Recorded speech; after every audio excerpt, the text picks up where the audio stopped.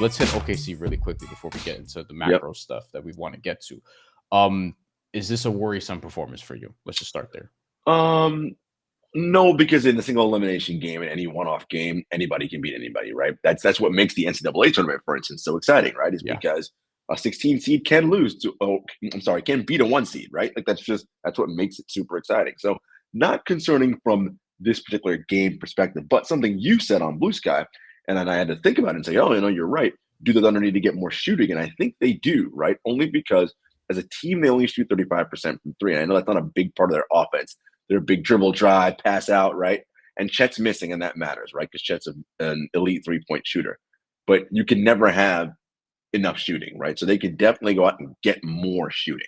And they have the pieces and the assets to do it. So I think, look, when they go small, right, the Bucks had Giannis and Brook on the floor at the same time. And the tallest person I think the Thunder had was Shea. Was he 6'6", 6'5"? I mean, something like that, yeah, 6'6". Right. So that's a problem. But even despite all that, Bryan, they are maniacal defensively, get their hands in passing lanes, and they rotate well. Now, part of their issue tonight was that their team speed, which is so elite, there were moments in the game where it wasn't fully connected and elite, right? They were a little bit slow on their rotations, and that's what led to some easy dunks and some wide open shots. And the problem is that when you are not making shots on offense, even though you are super connected on defense like this team is, it gets harder and harder to play that elite defense because it bleeds over on the other side of the court. It's like, man, we can't buy a shot. So you're still thinking about the missed shot, and you're half a beat slow on your rotation, right? And so these are the things that that plague them in this game. Do I think it's a problem overall? No. I think Mark Daigneault's an excellent coach. OKC's well schooled and well drilled, but I do think you see, and you saw tonight, the Chet absence, right, and what his ability to shoot threes and all that, what that created a problem for them. I think Hartenstein was great in this game, particularly in the first half, not so much in the second, missing some of those shots, but still a good defender, good rebounder. They have a move to make. Now the question is Sam Presti going to do the move that he has to make, or is he going to keep selling the ownership on, let's just be who we are, kick this down the curb, and, I keep my job for another however many years, right? Because when you make that swing and that move and you get that piece, you are saying you're all in, right? And then if things don't work out, that's when things start getting a little hairy. People are like, well, what's happening? What's this? What's that? They just keep buying time with what they're doing and, play it that way. We'll see. A couple things here. One, on the 3-point front, because that's the thing that stood out to me. It reminded me, this performance, of what I was seeing with them in the Dallas series, which is what we talked about a little bit before we got on here. In the conference semifinals, for people who may have forgotten, Oklahoma City shot about 34% from three in that series. This season, in the regular season, they're shooting about 35-ish percent. 5.9, something like that, yep. Yeah, so 36 roughly, but 19th in the NBA in three-point percentage, even though they're top 10 in attempts, and in three-point attempt rate, they're in the top half of the league.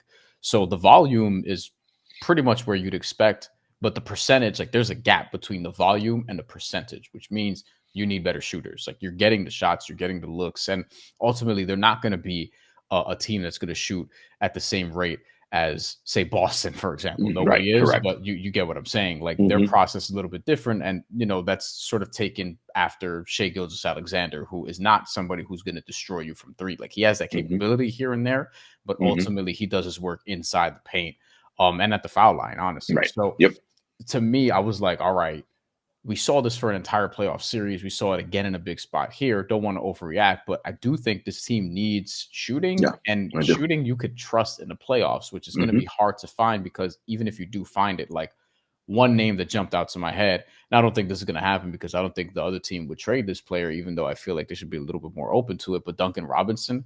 The problem with that is Oklahoma City's defense will take a little bit of a hit, right? As much as Duncan Robinson is going to compete. He's as soon as Dallas sees him, Luka's going to figure out how to every time. Yes. Kyrie also, he's going to have a giant bullseye. So then I was thinking about, all right, who are the two-way guys that you could potentially get? There are not a lot of them out there, honestly. No. And even if you wanted to go for a Duncan Robinson, whose salary is $19 million, you're talking about Isaiah Joe, Kenrich Williams. Maybe you have to add another minimum or something along those lines. And it's if you're OKC, do you really want to do that? Probably not. And the other thing too, Bryan, is that the free agent acquisition they made in the offseason to get Alex Caruso, right? He has not shot the ball At at all. his career numbers, right? Mm-hmm. He's a career 37% three-point shooter, which is very good. He's Yes. shooting 25% from three this year, Yeah. right? I So think if that's an we can, improvement from where it was before. God, if he can get himself back up to near his career average, that will help lift the tides, right? So I think there are some shooters on this team who are underperforming their career averages, right? And so maybe Sam and Mark are like, look, we trusted our guys. We trust they put in the work. They'll get themselves back up to their average. That'll help them. Jalen Williams improves as a three-point shooter. You get SGA to take more threes because he's, again, you said, very capable of making that shot. But yeah, look, you will never be wrong getting more shooting. But the point you made about their defense, again, when the Thunder put their guys on the floor, there is no one you're hunting on this team, right? Because everybody is so good. No hunting. So if you go out and get a Duncan Robinson, again, to your point, that limits your defense now. And now you have a target. So now it's how do we compensate for that? How do we pre-switch to prevent them from getting at Duncan, right? Like, and it's this chess game you have to play back and forth. So I imagine Mark is having these conversations with Sam, like where he's like, look, I'm down for more shooting, but I don't want someone we have to hide that we don't trust on defense.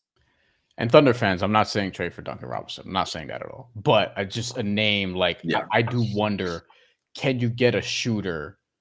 And this is not in the case of Duncan, but like, can you get a shooter who won't get hunted on every offensive possession? Especially because, like, look at the teams you're going to be playing against in playoffs. Like Dallas, it's not a small probability that you're going to meet Dallas again in the playoffs. So this could actually be the Western Conference Finals this time. Mm-hmm. So I think Oklahoma City, as presently constructed, can still win the Western Conference, by the way. For sure. The thing is, like, you want to have a higher floor as it pertains to shooting from the perimeter and making those 3-point shots. And that's the thing. That's the thing that we're sort of looking at here. Okay.